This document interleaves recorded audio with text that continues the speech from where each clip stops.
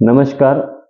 उज्ज्वल Bharat news चॅनलमध्ये आपल्या सर्वांचं सहर्ष स्वागत करून मी वृत्तनिवेदक विलास घारगावकर आपल्याला आज एक महत्त्वाचं वृत्तनिवेदन करत आहे. महाराष्ट्रामध्ये खऱ्या अर्थानं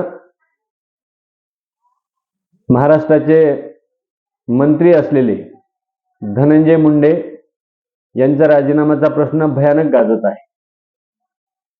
समाजसेविका अंजलीताई दमानी काल 2 पत्रकार परिषदा घेऊन धनंजय मुंडेचा भ्रष्टाचार जवळजवळ 250 कोटीचा भ्रष्टाचार त्यांनी बाहेर काढलेला आहे.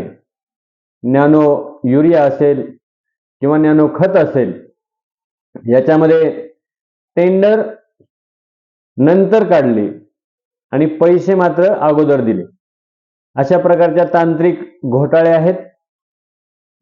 खरेदी केलेल्या वस्तू त्याच्या किमती डबल आहेत. आणि मग हे अशा प्रकारचे घोटाळे असताना ज्यावेळेस अंजलीताई दमानिया यांनी पत्रकार परिषद घेऊन पुरावे सादर केले आणि पुरावे सादर करून होय, महाराष्ट्राचे विद्यमान मंत्री धनंजय मुंडे यांचा राजीनामा घेणं योग्यच आहे आणि तो घेतलाच पाहिजे म्हणून त्यांनी आग्रह धरला आणि त्याचे सर्व पुरावे प्रसार माध्यमांना उपलब्ध करून दिले. एवढंच नाही, त्यांनी विद्यमान मुख्यमंत्री फडणवीस साहेबांना, विद्यमान उपमुख्यमंत्री अजित पवार यांना हे पुरावे सादर केलेले आहेत आणि त्यांचा राजीनामा मागत आहेत. इकडं सुरेश धस यांच्याकडे आज मुख्यमंत्र्याचा दौरा असल्यामुळं आमदार सुरेश धस हे थोडे शांततेत आहेत आणि त्या कार्यक्रमाच्या व्यस्ततेत आहेत. परंतु तरीही घाई गडबडीमध्ये सुरेश धसांनी सांगितलं की अंजलीताई दमानिया यांनी जे पुरावे दिलेले आहेत ते अतिशय कमी किमतीचे आहेत. तो निश्चित 500-550 कोटीचा घोटाळा असावा. एक प्रकरण आहे. दुसरं प्रकरण कृषी विभागाचं आहे. कोट्यावधीचा कृषी विमा, शेतकऱ्यांचे विमे काढून त्याच्यामध्येही जवळजवळ सुरेश धसांचं म्हणणं आहे की 2 ते 2.5 हजार कोटीचा भ्रष्टाचार झालेला आहे. तिसरीकडे पाहिलं आपण तर यापूर्वी महाराष्ट्रातील तब्बल 200 शेतकरी, प्रत्येक शेतकऱ्याने JCB हायवा मशीन खरेदी करण्यासाठी आणि सबसिडी मिळवण्यासाठी त्यांनी जवळजवळ 10 लाख रुपये प्रति शेतकरी अशा प्रमाणात पैसे गोळा करून वाल्मिक कराड, त्यांचा मध्यस्थ आणि धनंजय मुंडे यांच्याकडे दिलेले आहेत. आणि मग अशा प्रकारचे वेगवेगळे घोटाळे ज्यावेळेस तयार होत असतात आणि मग एवढे पुरावे मांडून जर धनंजय मुंडेचा राजीनामा देत नसेल आणि धनंजय मुंडे आणखी हिमतीनं, आत्मविश्वासानं जणू की काय भगवान बाबागडाचा आशीर्वाद मिळाला आणि भगवान बाबाचे गडकरी असलेले पूजनीय नामदेव शास्त्री महाराज यांचा आशीर्वाद प्राप्त झाला की काय, म्हणून अगदी धीटपणानं परळी मुक्कामी थांबून त्यांनी पुन्हा एकदा पत्रकार परिषद घेतली आणि अंजलीताई दमानिया हे दमानिया नसून बदनामिया आहेत आणि त्यांनी माझा हकनाक बदनाम करत आहेत. गेली 59 दिवस झालं, म्हणजे आजचा हा 60वा दिवस आहे. तब्बल 60 दिवस माझी या प्रसिद्धी माध्यमातून बदनामी करण्याचं षड्यंत्र करत आहेत आणि म्हणून मी त्यांच्यावर कायदेशीर असं अब्रू नुकसानीचा दावा ठोकणार आहे आणि मी 1 रुपयाचाही भ्रष्टाचार केला नाही असं छाती ठोकपणे नामदार मंत्री धनंजय मुंडे यांनी प्रसिद्धी माध्यमासाठी जाहीर स्टेटमेंट दिलेलं आहे. म्हणून खऱ्या अर्थानं संतोष देशमुख यांचा जी भयानक हिंस्र अशी हत्या झालेली आहे आणि त्या हत्येचे मारेकरी जे आहेत ते संपूर्ण टीम वाल्मिक कराडसह हे अतिशय धनंजय मुंडेचे जवळचे कार्यकर्ते असल्यामुळं लोकांच्या मनात शंका आहे की धनंजय मुंडेचा राजीनामा त्या ठिकाणी घेतला पाहिजे आणि धनंजय मुंडेवर देखील तशाच प्रकारची कठोर कारवाई झाली पाहिजे. परंतु काय चमत्कार झालाय काय माहीत नाही. महाराष्ट्राचे उपमुख्यमंत्री असलेले अजित पवार हे देखील अतिशय शांतपणे मूग गिळून आहेत आणि धनंजय मुंडेला आशीर्वाद देतात की काय, अशा प्रकारची संपूर्ण चर्चा महाराष्ट्रामध्ये नागरिक चवीने चघळत आहेत. दुसरीकडे देवेंद्र फडणवीस साहेब यांनी देखील धनंजय मुंडेचा राजीनामा घेण्यासाठी अट्टास किंवा आग्रह अजिबात केलेला नाही.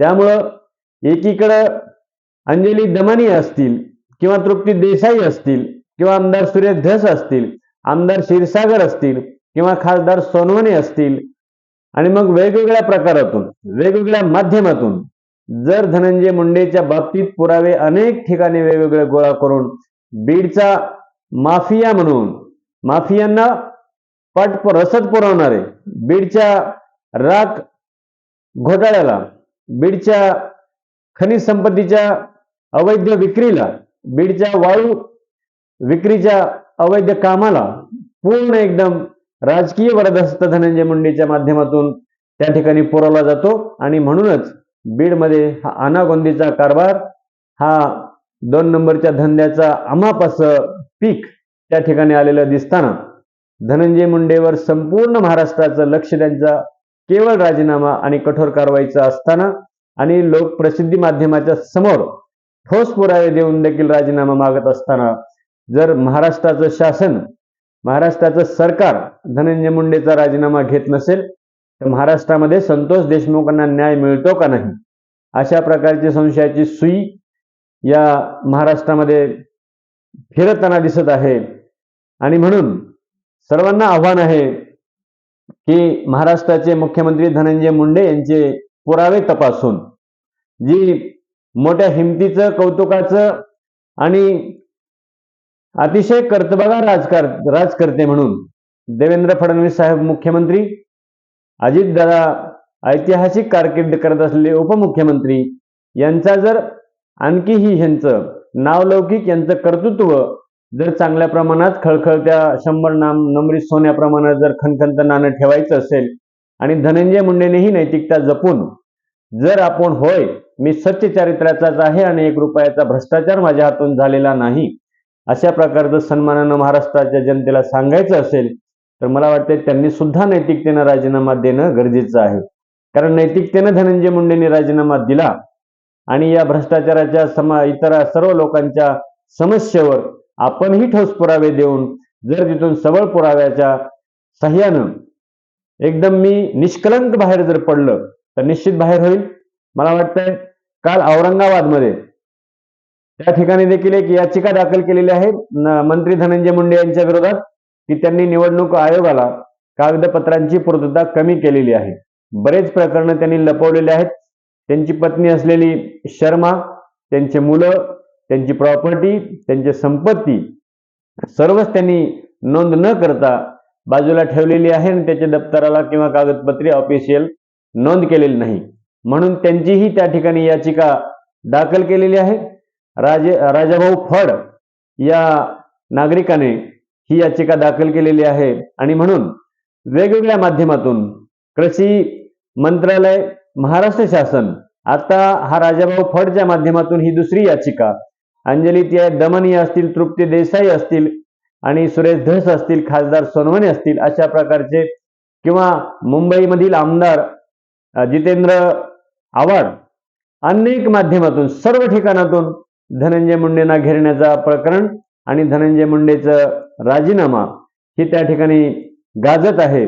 इव्हन संतोष देशमुख यांचा पीडित परिवार असलेले धनंजय देशमुख यांनीही महाराष्ट्र शासनाला विनंती केलेली आहे की धनंजय मुंडेंचा राजीनामा घेतला पाहिजे आणि त्यांचे, कारण ते पुरावे दडपण्याचा किंवा नष्ट करण्याचा प्रयत्न होईल अशी त्यांनी शंका व्यक्त केलेली आहे. तर विष्णू चाटे हा जो जेलमध्ये आहे त्याचाही मोबाईल जप्त करून पुरावे जतन करण्याचा प्रयत्न करावा अशा प्रकारचा देशमुख परिवाराने देखील आवाहन केलेलं आहे.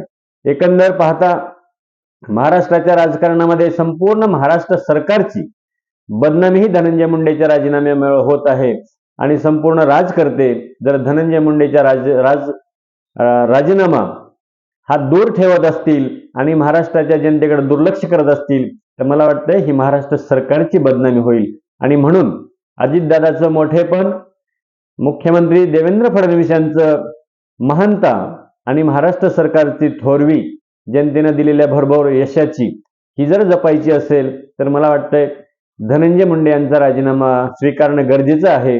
आणि या पीडित परिवाराला न्याय देण्यासाठी तरी नैतिकतेनं धनंजय मुंडेचा राजीनामा घ्यावा, अशा प्रकारचं या ठिकाणी जनतेच्या मनातला सूर, महाराष्ट्राच्या जनतेचा सूर या ठिकाणी व्यक्त करून आजचं वृत्त निवेदन या ठिकाणी थांबवतो. पुन्हा आपल्या सर्वांना विनंती आहे की आपल्या उज्ज्वल भारत न्यूज चॅनलला सबस्क्राईब करा, लाईक करा, शेअर करा आणि आपलं हे लोकप्रिय आवडते चॅनल घराघरापर्यंत पोहोचून दररोज नवनवीन ताज्या घडामोडी पाहण्यासाठी आपण उज्ज्वल भारत न्यूज चॅनलला सहकार्य करा, सपोर्ट करा अशी विनंती करतो. आणि मी वृत्त निवेदक विलास घारगावकर या ठिकाणी थांबतो. नमस्कार, धन्यवाद.